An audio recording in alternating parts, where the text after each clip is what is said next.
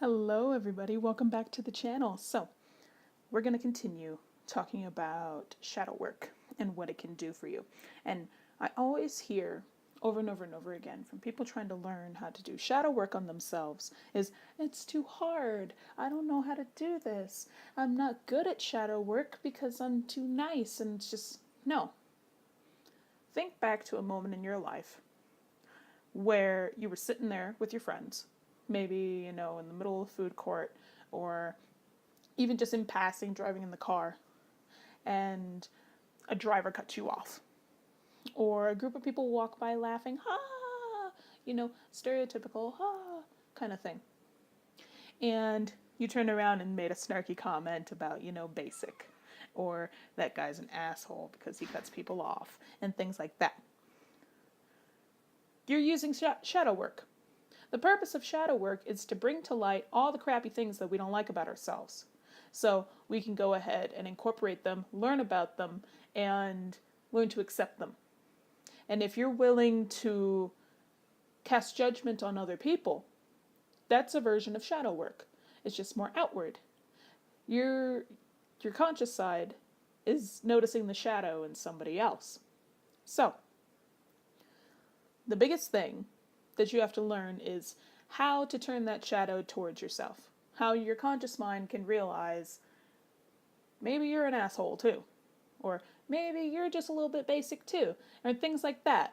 Things that you don't necessarily care for, maybe qualities you see in yourself, and that's why you're lashing out. So, I want to bring up today the idea of seeing your life as a drama. When we watch a movie, we invest ourselves in whatever is going on. We automatically relate to the actions of the antagonist or the protagonist because that's the point of a movie, is to make it seem like real life. So, when that happens, all you have to do is take a scene from your life, take a moment in time, and take it from a third-person point of view, which Taro does an amazing job at this. It's taking things from a third-person point of view. How can you see it like a drama? Who's the protagonist in the situation from that one clip of your life? And who's the antagonist? Why are they the antagonist? Why are you the protagonist? Or why is that other person the protagonist? What good and bad qualities do you see in both? What hubris does the protagonist have? So it's like pride. It's the Greek definition of pride. It's falling point. What is it about the antagonist that makes him such a villain or makes him such an opponent to the protagonist? And put yourself in that situation. So, for example, let's say I go to the grocery store and someone bumps into my cart and is constantly following me around the store and is really rude. Like, they don't never say, excuse me. They're just always there in my way. And in my mind, just in that moment, I'm thinking, God, this woman is driving me up the damn wall. So I yell at her, like, excuse me, and leave. Now, this happened in real life. And if I take a third-person point of view, I'm not seeing what's going on in her mind. Maybe you have those people who unintentionally, they're around you in the grocery store. You're going to run into people. So it was all unconscious for her. Maybe she didn't say, excuse me, because I was talking to somebody else. Or she could see that I was in a bad mood and she didn't want to disrupt me. And when I yelled at her and went the other way, I was the antagonist to her. Whereas in my mind, she was the antagonist to me. I saw her as rude and inconsiderate because she didn't say anything. And I saw her in almost a stalkerish kind of way because she was everywhere. And it was getting on my nerves. But maybe to her, I'm the person who yelled at her in the store. Two different sides of the coin. But if you see the shadow side from both areas, it's much easier to understand.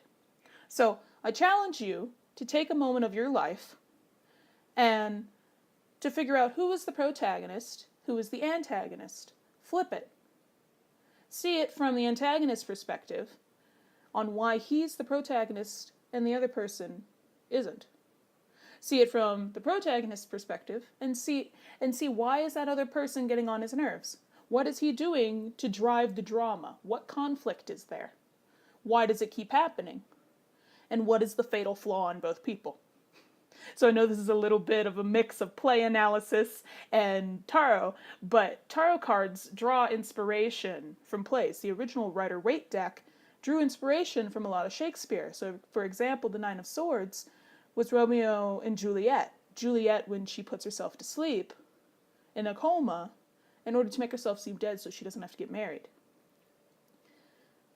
Bit extreme. You can call that naive, you can call it jumping to conclusions, all kinds of things. We're able to pick out her shadow side, but at the time, from her perspective, she was willing to do anything to make sure she wouldn't have to remarry and she could be with her husband, Romeo, for the rest of her life. And if that meant she had to pretend to be dead, she was willing to do that. So, shadow side perspectives. See your life as a play. See it as a movie. Make it super easy for yourself, and picking out your hubris, picking out your shadow side is going to be one of the easiest things because it puts it in a third-person perspective for yourself. So, leave a like and comment and subscribe. Tell me what you did. And you can always find me on Facebook, on the Tarot and Tea Facebook group. Let me know how it went there too. And I am more than happy to give you some pointers and talk to you about this. But we're going to keep going with this series. And let me know. I hope you have an awesome day. See ya.